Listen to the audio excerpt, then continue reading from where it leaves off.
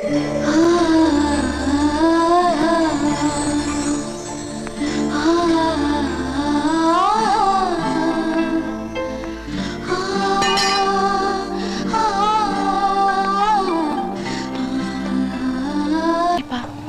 விடுமா.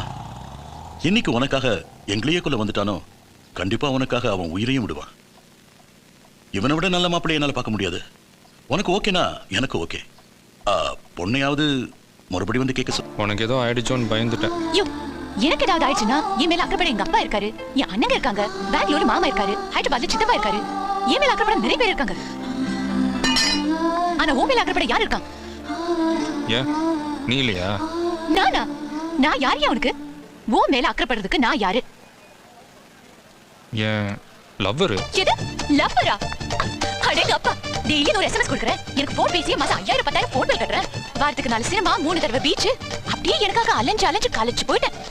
சரி அதை விடு. இங்க நீ தனியா இருக்க, நானும் தனியா இருக்கேன். நான் வந்த உடனே டக்குன்னு கட்டி பிடிச்சியா? முத்தம் கொடுத்தியா? காட்டு சொல்லியா? எப்படியா உங்களை அக்கறைப்படுவேன்? கட்டி பிடிச்சியா?